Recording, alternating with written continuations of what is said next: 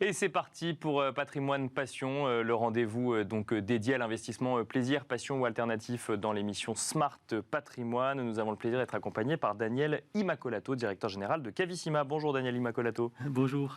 Bienvenue sur le plateau de Smart Patrimoine. On trouvait intéressant de se voir alors que se tiennent en ce moment même les vendanges pour cette année 2023. Alors les vendanges ne vont pas forcément intéresser les investisseurs donc dans des bouteilles de vin ou dans le vin aujourd'hui. En revanche, on va s'intéresser aux primeurs 2022. Est-ce qu'on peut s'attendre déjà à une bonne année? Est-ce que les investisseurs voient des valorisations évoluer? Alors, la campagne elle s'est terminée il n'y a pas si longtemps que ça, en fait. D'accord. Partie 2022. Donc, là, quand on parle de primeurs, effectivement, c'est Bordeaux, essentiellement. Bien sûr. Plus quelques sorties en Rhône ou dans d'autres régions. Donc, c'est encore un petit peu tôt pour tirer des conclusions. Il y a eu une campagne primeur, effectivement, qui s'est déroulée. Je dirais, le cœur, ça a été autour du mois de juin. Mai-juin, on va dire. Bien sûr, ouais. Et ça s'est poursuivi sur l'été.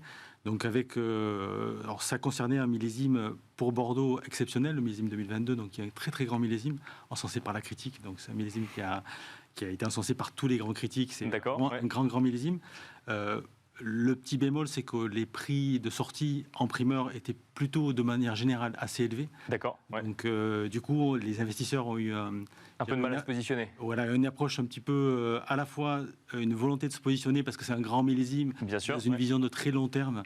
C'est un millésime qui va être unique, sur lequel on va revenir. C'est un millésime que tout le monde voudra avoir dans sa cave pour l'ouvrir à un moment donné, parce qu'il ne faut pas oublier qu'à la fin, l'affinité des bouteilles, c'est quand même de les boire. Ouais. Exactement.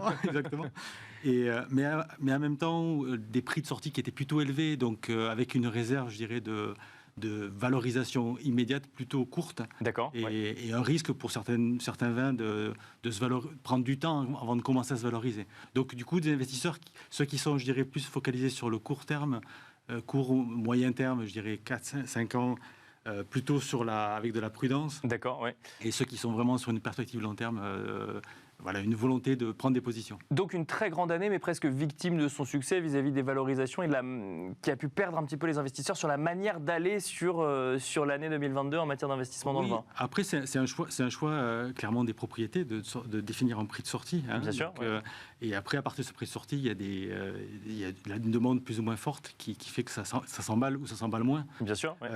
Alors après, il faut mettre ça en perspective parce que effectivement, comme acheteur, on a pu trouver des fois que les prix étaient un petit peu élevés, mais objectivement, si on regarde des choses avec un peu plus de recul, on est toujours dans un contexte où le nombre, là on parle vraiment d'une catégorie de très très grands vins qui est assez peu disponible en termes de volume. En fait, il y a bien sûr, un problème de disponibilité.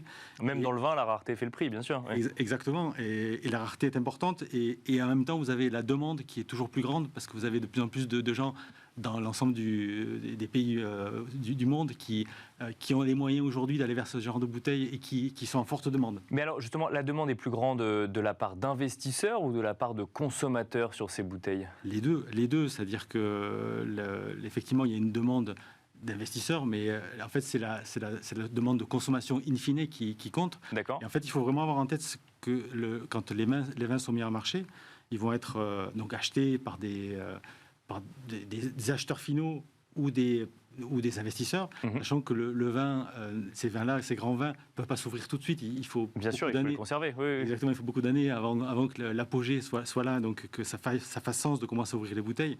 Et d'ailleurs, ce qui a un deuxième effet, c'est-à-dire que quand les bouteilles commencent à s'ouvrir, il y avait une rareté au départ, et au fur et à mesure qu'elles commencent à s'ouvrir, il y en a de moins en moins, parce que sur un millésime donné, la quantité disponible s'appauvrit. Bien sûr. Ouais. Donc il y a une sorte de deuxième effet en termes de valorisation à terme. Mais disons que ce soit des investisseurs ou des collectionneurs, des grands amateurs, dans tous les cas, il faut garder les vins avant de les consommer. Donc effectivement, alors, soit les vins s'échangent. En fait, souvent, ils ne bougent pas d'endroit. Bien sûr, c'est juste les propriétaires qui changent. Exactement, ils ne bougent pas d'endroit parce que l'important, c'est qu'ils soient conservés dans des conditions optimales. D'accord. Ouais. Et après, à la fin, leur vocation, comme j'ai dit au début, c'est d'être bu, donc d'être ouvert. Et donc, dès qu'on va commencer à s'approcher de l'apogée d'un vin, mais la demande s'accélère parce qu'il y a le plaisir qui reprend le dessus. En matière d'investissement, on est quand même soumis, effectivement, quand je parle des investissements au sens large, au sujet hausse des taux d'intérêt des banques centrales, au sujet inflation également. Est-ce que ces variables-là, ces métriques-là, ont un impact sur l'investissement dans le vin aujourd'hui ? Alors, oui et non. C'est-à-dire que oui, forcément, parce que comme tout moyen d'investissement, en fait, il y a forcément des réflexions derrière des investisseurs Bien sûr, qui prennent en compte ce genre de paramètres. Par contre, il faut vraiment avoir en tête que le vin est un actif décorrélé des marchés financiers. Donc, et c'est, je dirais, sa valeur première. C'est-à-dire que c'est vraiment un produit, je dirais, un vecteur d'investissement qui est totalement décorrélé et qui ne subit pas les fluctuations des marchés financiers parce qu'il se passe telle chose ou telle autre. Il faut vraiment avoir en tête que c'est un marché avec une grande capillarité. D'accord. Vous avez des vins qui sont distribués dans le monde entier via des tas de petits importateurs, distributeurs, etc. Donc c'est un marché qui a une valeur pour chaque bouteille. Et en même temps, il y a cet aspect que je vous disais d'attendre avant de pouvoir le consommer, avec cette logique de rareté qui s'accélère vers la fin. Et en même temps, vous avez... et c'est décorrélé. Donc beaucoup d'investisseurs vont vers ce type d'investissement pour pouvoir se dérisquer, je dirais, pour aller vers quelque chose d'alternatif qui viennent complémenter leurs investissements. C'est pas un investissement, moi je le dis toujours aux investisseurs, il faut pas, ceux qui ont vraiment une volonté d'investir dans le vin, souvent il y a une passion derrière. Enfin, bien sûr, oui. Il faut aimer le vin déjà et peut-être s'y connaître un petit peu quand même avant d'y aller. Exactement. Il y a un côté passionné, même si c'est pas 100% des investisseurs, mais il y a vraiment un côté passionné. Ils apprennent au fur et à mesure des années, soit ils ont une connaissance de départ, soit ils apprennent au fur et à mesure des années. Et je dirais, donc il y a cette notion de passion, et après il faut que ça reste mineur dans le portefeuille patrimonial. Bien sûr, 5%, ça paraît une valeur raisonnable. Ça reste un investissement de diversification, c'est ce qu'il faut avoir en tête. Exactement. Dernière question rapidement, Daniel Immacolata. Alors, on a parlé de 2022, à quoi est-ce qu'il faut s'attendre pour 2023, après cette année exceptionnelle de 2022 ? Alors là, on parle juste de Bordeaux, parce que les grands vins, effectivement, vous avez la Bourgogne, des grands vins du Rhône, des grands vins de différents territoires dans le monde. Donc, c'est une catégorie assez large. Et pour Bordeaux, c'est un petit peu tôt pour le dire. En fait, d'accord, je dirais en amont, il y a eu quelques épisodes moins sympathiques, ce qu'on appelle du mid-dew, des choses comme ça qui pourraient amener à un millésime potentiellement moins qualitatif. En même temps, les grandes propriétés ont tellement de moyens mis en œuvre pour s'assurer que les conditions soient optimales quoi qu'il arrive. Je pense qu'elles feront un joli millésime. Est-ce que ce sera un très grand millésime comme 2022 ?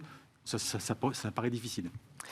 Merci beaucoup Daniel Immacolata d'être venu sur le plateau de Smart Patrimoine. Je rappelle que vous êtes directeur général de Cavissima. Merci beaucoup. Merci beaucoup. Et quant à nous, on se retrouve tout de suite dans Enjeu Patrimoine.